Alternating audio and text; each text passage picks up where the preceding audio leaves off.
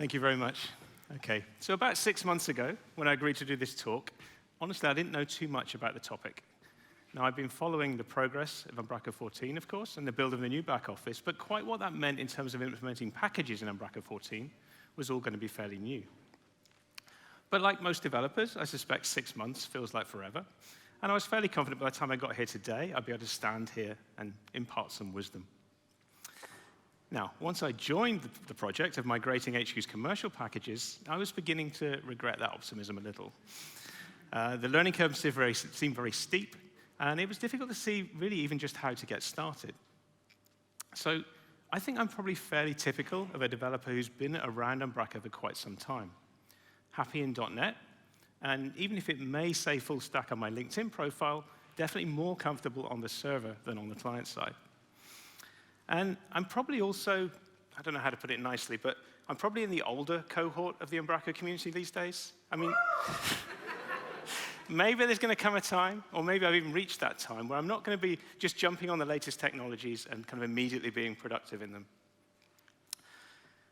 There is this well-known saying, of course, that you can't teach an old dog new tricks. But fortunately, science is on our side here, because it turns out you absolutely can. It just takes a little bit longer. And I think that probably sounds about right to me. So after an admittedly slow start, I did find things starting to fall into place, both in terms of getting features working on the packages, and then also just gaining a better understanding of the concepts, the technologies, and the patterns involved. So whilst I absolutely don't intend this talk to be just those in the audience with a gray hair or two, I do want to present it from the perspective of someone who's really not an expert in these technologies by any means. And there are several of those experts around the conference, so if you really want to geek out on the front-end tech, you'll certainly find someone to talk to. But rather, I'm hoping that this will be useful for anyone who's young or old, new to Umbraco, or they've been around for maybe a decade or more, but are just a bit nervous about this new client-side focus of how we extend Umbraco 14. Maybe someone who's learned enough AngularJS to be useful, but a bit behind the curve when it comes to modern front-end development. And I know I'm not the only one in that position, so I'm hoping this can be a small part of basically helping each other to get up to speed on the new Umbraco. So although the focus on Umbraco 14 has very much been on the front-end aspects of the new back office, there have been some server-side changes made as well, both in the CMS and the commercial packages that we've been working on. So I'm going to start with a discussion on the main one of those, which is the new management APIs. And you see these if you run an Umbraco 14 website and you navigate to the Swagger definition. As well as the CMS's APIs, you'll also see APIs that come from any packages that have been installed as well. And a lot of the effort on this API across the CMS and the products has been around cleanup. So one aspect of this has been aiming for what we call thin controllers, moving to a pattern of just one endpoint for each controller to ensure we keep them to single responsibilities. And we've had a focus on refactoring, looking to push up any business logic to the service layers, which again is partly about making these controllers thin, but also trying to ensure that programmatic use of the services matches exactly what you get when you carry out the same operation through the back office. And all of this we suggest is good practice for any package developers looking to expose their own data for management in the Umbraco back office. So before I start showing some code, let me just say I am going to run through a few samples in this presentation, and perhaps a bit too quickly for anyone to really take notes and come away with all the details. So I've scheduled a blog post for this afternoon on my personal site. So if you just take a note of this URL, you'll be able to access both the slides and a rough transcript of this talk. And you'll also get the recording of the slides later in the app. So what I'm more hoping is that you're going to remember the different topics I cover, and if and when you run into similar tasks or similar issues when building your own packages or back-office extensions, you'll have one more place to come back to for reference. So let's have a quick look at the hierarchy of controllers we've put together for the Forms API. We start off with a base controller, and all of our API controllers are going to inherit from this one. And note we apply various attributes to this controller. First of all, there's the API controller from .NET. There's map to API, which comes from the CMS, and this is going to ensure that all the endpoints from the Forms API are kept distinct from the CMS management eye and any other APIs that come from other packages. We have a base authorize element, as we know that any back-office functionality for Forms is going to require access to the Forms section. And finally, we apply a JSON options filter, which just ensures that our API will behave like the CMS one when it comes to things like camel case properties and other JSON serialization defaults. We then define a further base controller for each section or route path for our API, and you can see this inherits from the overall one. And this one's going to be used for managing form definitions. So we take as parameters the services that we're going to need for all operations on forms, and we make those available to the derived controllers via properties. And again, we have a few more attributes. API Explorer settings. This comes from .NET, and it's used to group all the endpoints for this particular set of controllers into one group on our Swagger document. We define a base route, and we layer on another layer of authorization. Because in this case, users that access the functionality behind these APIs not only need access to the form section, but also specific permissions to manage forms. And then we have one of the public controllers. And this one's responsible for retrieving a single form by its key. We have more attributes for the route and the method for the endpoint, as well as details of the response types we're going to return, and all this we make available in the Swagger document. So just note, this isn't a form controller with lots of methods for get, update, create, and delete. Rather, it's get a single form by its key controller. So one controller equals one endpoint. And that's the pattern we've followed, and you'll also see this if you look at the open source CMS and how the management API has been implemented there. Finally, your API needs to be registered with the application such that each endpoint is then available via the Swagger UI. And you do this via a composer or via some other means via your application startup. OK, so let's switch now to the front end, as that's where most of the new work's been needed on migrating our packages to Umbraco 14. And it's also where much of the new is, particularly when you consider the traditional Umbraco developer I was describing earlier. Now, if you've been out of the JavaScript game for some time, you may still have something like this in mind. And if so, you may be pleased to see how JavaScript is coming more and more like C#. I mean, not completely, of course, but you'll definitely see some common syntax and code constructs. So arrow functions, or lambdas, as you know them in C#, now established in JavaScript. So if you're doing work with filter, find, or map, you'll see they're very similar to writing their equivalents in C# using LINQ. And asynchronous code using promises could get a little difficult to follow if you're not familiar with the syntax, but now you can async and await, just as you can with C#. And then, of course, we now have TypeScript. So this is a programming language that builds on top of JavaScript to give you syntax for your types. And you'll see things like classes and interfaces and other concepts that are very familiar from C#. Now, whilst it's not essential to use this, I think I would recommend it, not least as it's been used across the CMS codebase. So any source code, samples, documentation you see are likely going to be using TypeScript, not C#, unfortunately, TypeScript. So .NET developers, we're very used to the compile time checks that we get from the statically typed C# language. We take it for granted if we rename a public property on our class, our IDE is going to help us find all the places that we need to make an update. We don't need to run the application to find out. And then TypeScript now, along with IDEs, such as Visual Studio Code, can bring that same type feedback loop to our front-end development too. But having said that, what I find important to remember, though, is that by the time our package is built and it's running in the browser, it's then just JavaScript. Because I ran into just a few gotchas that I think just because I was thinking a bit too much like a C# developer. So early on, I was writing a function that was going to be called from the update of either an input or a select element. And they both needed to do the same thing. So I figured I'd use one function, and both elements' change events would call it, and I had something like what you can see on the slide. Now, if this was C#, one or other of those values would be null, at which point I'd know what element I was working with, and then I could move on from there. But I got a bit of a surprise with TypeScript, because both variables had a value, irrespective of which element had called the function. So you can kind of see C# as like a strict bouncer on the door. You know, if you aren't who you say you are, you're not coming in. JavaScript, though, is a bit of a looser policy. You know, we'll just say, sure, you're kind of allowed. Let's just go with it. We'll find out later. So another time, I was getting this strange error with an unrecognized property that I managed to fix, or perhaps hack, by adding the as-any clause you can see on the slide. Now, don't take a picture of this one, because it's not something you should really be doing. Usually, if the type system tells you something, you should probably listen. But it's worth remembering it never needs to block you completely. It is, in the end, just syntactic sugar on top of dynamic JavaScript.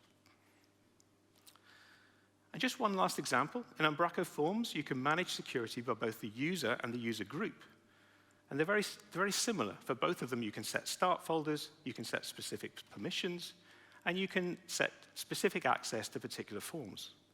So it's clearly crying out for some code reuse, but I just could not see how to get it to work. I had two types coming from the API, one for the user and one for the user group. And they overlapped, but there was nothing in the type system to tell you that they were the same, or at least similar. So there were probably some options. I could perhaps have created a new type to act as the interface for both these types. Or maybe there's some clever trick with the API I could do in polymorphic results.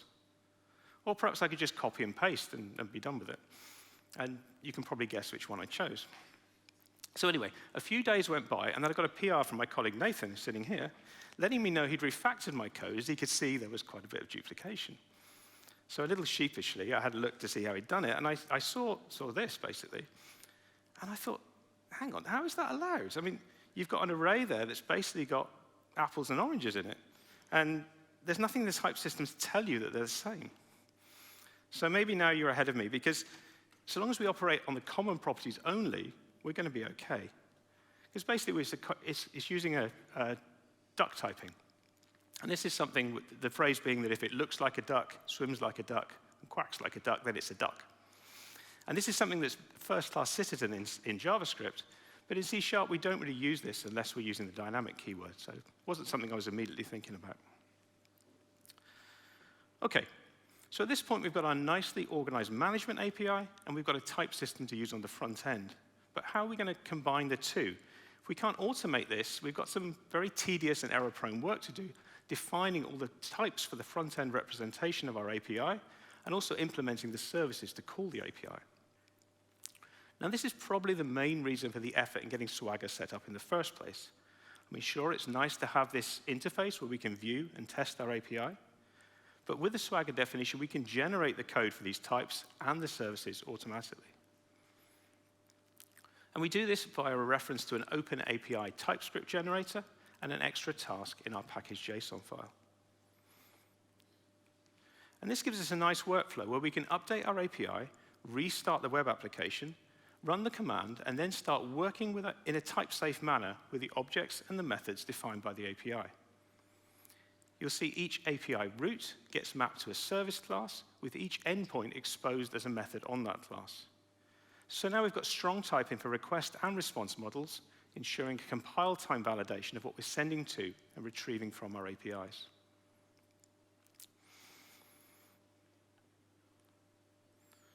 OK, so one of the new terms you'll quickly come across when working with a new back office is that of a context.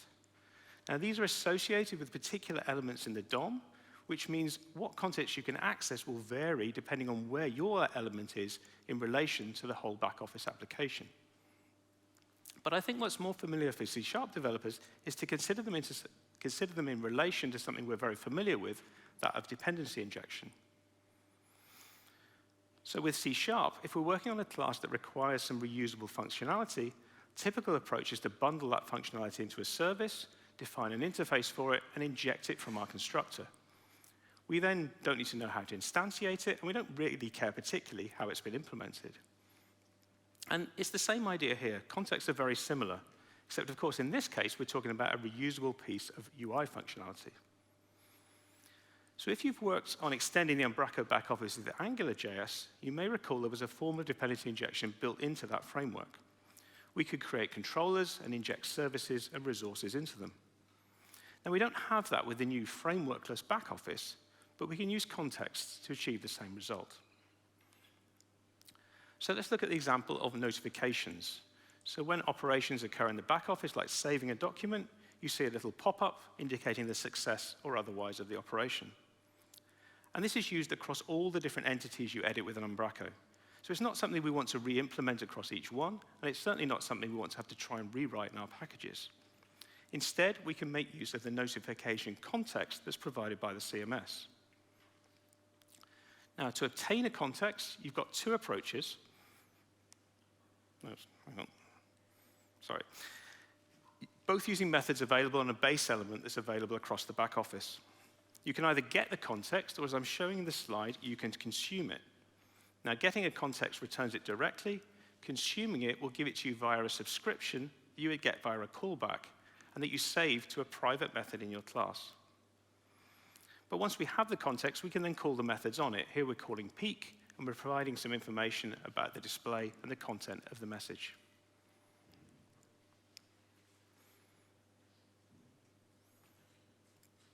Sorry, 2 seconds. What are you seeing? Okay, that's fine then. Okay. The other benefit of using context is to avoid what's known as property drilling. So this is where you have a nested collection of elements where the innermost element requires some data that's available on the outermost one.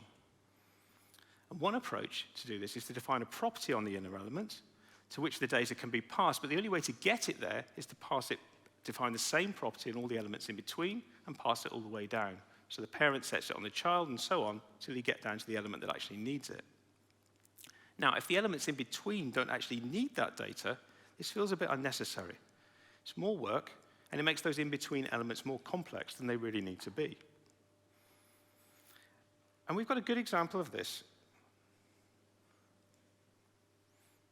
Sorry for these again, I was thinking. Anyway, we have a good example of this. Okay.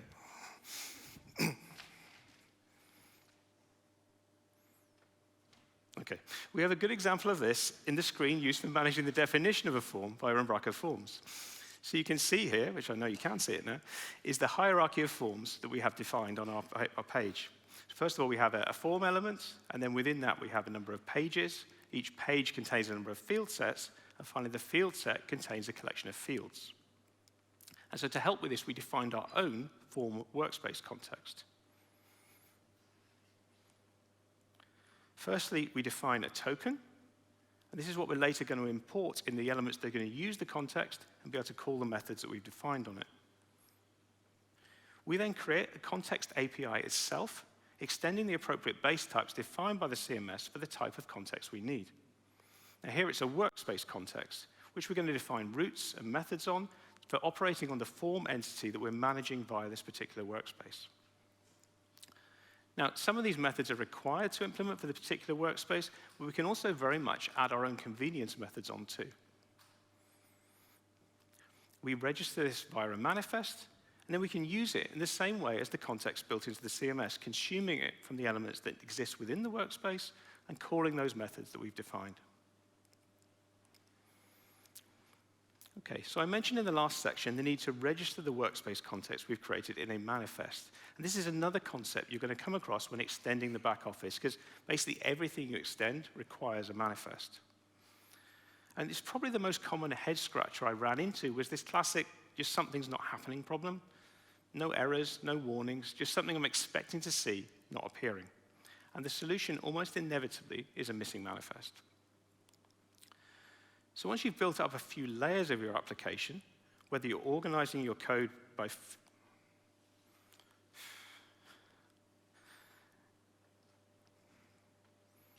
sorry, these are getting out of sync, these two screens. Okay, once you've built up a few layers of your application, whether you're organizing your code folders by feature or by component or some combination of the two, you quickly find that it's manifests all the way down. And there are many different types of manifests supported by the back office. Pretty much everything has one, whether it's a tree, a workspace, a dashboard, you name it.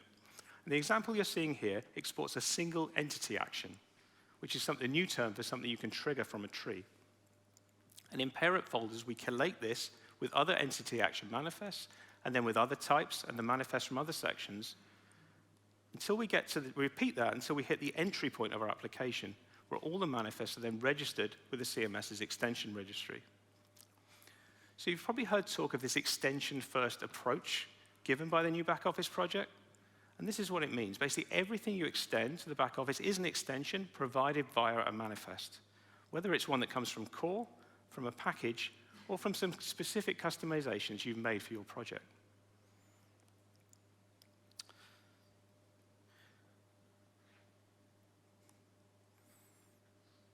So as a package developer, as well as using the extension points provided by core, you may have reason to create your new ones. You perhaps want to allow developers to extend your package in a way that suits the needs of their project, or perhaps to create add-on projects for your own. We've got a few examples of this with Umbraco Forms. So the product ships with several different field types, text boxes, drop-down lists, and the like, but other extension packages or projects may want to define their own. Now, this is mostly done with C#, but there are a couple of front-end aspects we need to consider. And one of these is the little preview you see when you're designing your form. Now, with earlier versions, this was an AngularJS view that we would reference in the C# class and then implement on the client. Now, of course, we now have to do this a little bit differently. So instead, we define a reference to a field preview that we're going to be registering with the back office. A field preview is something specific to Umbraco Forms, so we have to create our own manifest type, which we do via an interface. And we extend a built-in manifest type, we provide an alias, and we define an API that our type's going to expose. Now, the API here is quite a simple one. We just have a couple of properties for the field settings and pre-values, and they're the two things we're going to use to customize the preview that the user will see. And here's an example of one of the implementations. This is for the multiple choice field that we render as a list of checkboxes. And it's a custom element that will render the preview based on the pre-values that the user selected for this particular field. And as you'll expect by now, we register each of these via a manifest, the only difference being we're using our own manifest type rather than one of the ones that's built into the CMS. And note the alias we provide here. This is what's matching up our server-side class with our front-end preview, so we know which preview goes with which field type. And then to render the preview, firstly, we look up in the globally available extension registry to see if there's an extension that matches our alias. And if so, we can render it using the extension slot element provided by core. And this is intended for rendering a collection of extensions, but if we filter it to match our alias, we'll get just the one that we need. So if I can just summarize, manifests are used for registering any extension to the back office, whether that's one of the built-in manifest types or one that you've defined for the specific extension points of your package. Now, a concept that's been gaining a bit of traction in the .NET world is that of immutability. And it's argued by making code structures immutable, they can be a bit more predictable, and we can avoid the chance of some bugs. And there have been a few design decisions made both with Lit and the Umbraco back office that you may recognize from this, but you also might trip up on. At least I did. Sometimes I had trouble figuring out just why I couldn't update something and what process I was meant to use for making the updates I needed. So in discussing this, let's have a look at modal dialogues. Now, a common UI element in the back office, such as this example, which is the modal for editing a field set. And the first step for a modal is to define the data and the value, which we encapsulate into a token. Now, you can consider the data being the information that the modal needs to render its interface, and the value, the specific data the user is going to be editing that will be provided back to our workspace when they submit the modal. So in this modal, we can edit two things, the number of containers and the condition that's associated with a field set. So as such, we create a value object that contains those two fields. In order to define a condition, we want to pick from all the fields on the form, so we make that available as the data. We then create a custom element that defines the display and functionality of the modal itself, extending a CMS base class such that we can inherit the common modal dialog features. And then in the workspace element, we open the modal via another context. This time it's the modal context. We've consumed this via the constructor of our class.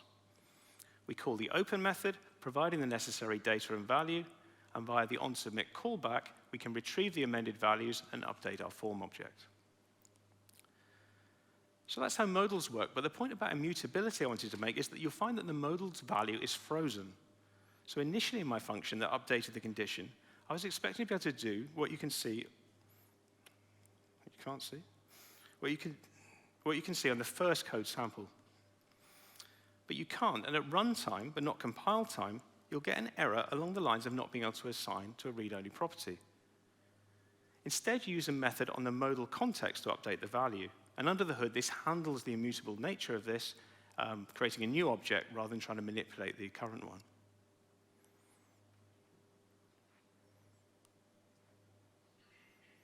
So there's a related confusion you might encounter, especially when coming from AngularJS. Now, one of the features of that framework was two-way data binding. You could associate a property on your model with the element, and you find that updates would work in both directions, which is very handy as a developer, but with larger applications, this could cause some performance issues. Now, what you'll find with Lit and the Umbraco backoffice is that UI will update based on the state of your class, but changes from the user input won't automatically update back. Instead, you implement a method that's responsible for doing this, responding here to the name, change to the name input, and then using an event to update the value.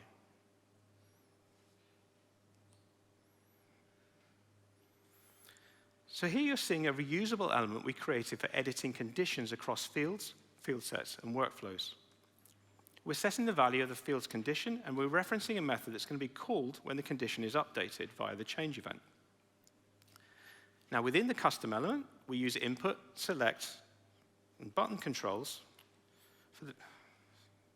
Sorry. I'd initially expected the changes triggered from these controls of the inner element to just bubble up to the outer one, but that's unfortunately not how it works. Rather, as my colleague Niels over here rather pithily pointed to me, you need to remember properties in, events out. You set property...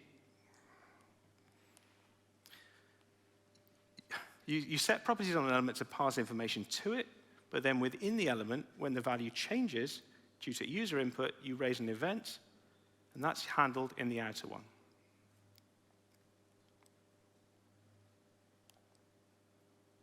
Okay, so one last question that gets asked when starting to extend the back office, particularly if you're gaining inspiration from the open source CMS code, is how to approach data access. When you need to get some data from the server to the client, there's a few ways that you can go about doing it. So with AngularJS, if you remember, we had an HTTP service that we could use to inject and support requests. And this is no longer available, but neither is it particularly needed, as the Fetch API is now natively supported, available in all modern browsers. I would suggest, though, if you have gone to the trouble of generating types and services from the management API, you at a minimum try to use these. And this will bring the type safety and the IntelliSense that you hope to get in your development process. And if you use these, along with some built-in helpers, you can call them in a consistent way, receiving either data or an error object back you can then act on accordingly. So if the aim is simply to get some data into your element, this seems a perfectly valid way to go about it. However, if you dig into the CMS code, though, you'll see this isn't often the way it's done. Usually, data access is wrapped into a repository layer. There's definitely more ceremony involved in this, which you won't always need, but it's definitely worth discussing why it's there and what benefits it can bring. So this diagram we've taken from the documentation, and it shows the idea behind this pattern. You can consider the repository as a facade about getting data about a particular Umbraco entity. So if you're thinking in C#, it's a bit like an iRepository interface. If we use this, we know we can get data back about a particular entity, but we don't really care if we're talking to a database, a web server, or something else. And it's the same idea here. The server at the top of this diagram is the component that implements the actual calls to the management API via the generated services. The store you can consider as a form of cache. So calls to write operations via the repository not only call the server, but they also maintain the store, meaning that requests for the item can come back from this store rather than having to go to the API every time. So to create a full data access stack for an entity, you're going to need to create one, perhaps more, repositories. There's a detail one, which will have the CRUD operations, potentially an items one that you'll use for pickers, a collection one if you're rendering a table, and then potentially a tree one if you're using for rendering data for trees. And each of those needs a corresponding server data store and possibly a store as well. So quite a bit. Now, fortunately, the patterns for these are well set up in the CMS, so you can refer to them to see how to set them up. But if you are just getting some data to populate a drop-down list, for example, it may well be overkill. It may not be something you necessarily feel you have to do. But sometimes it is definitely worth making the effort, as once these components are established, you can then quite easily hook in some common back-office UI structures. And specifically here, I'm talking about trees and collections. Both of these will be quite complex to set up from scratch, of course, but they've been nicely implemented in the back office such that you basically just point them to the appropriate repository, and they do their stuff. Okay. So, yeah, it's time to wrap up, I think. So I'm not going to pretend this has been a completely straightforward operation, either getting our packages updated or even how to use this clicker. There's been a lot to learn, new concepts to grasp, and while some of us have taken to it seemingly quite easily, for others, which I absolutely include myself, it has been a little bit of a struggle, particularly at the start. So if I have run into my Q&A time, maybe that's not completely accidental. To be fair, though, we have had to be early adopters. We've been dealing with a little bit of instability, and we've been learning a bit more by digging through source code than reading through documentation. But I'm pleased to say, now the final release is out, that's already vastly improved, and it's only going to continue to do so over the coming weeks and months. And we're already seeing packages appearing from Umbraco 14 on the marketplace, and many of them are open source, but obviously good use for inspiration and reference as well. So I would encourage both existing and new package developers to make the jump into Umbraco 14.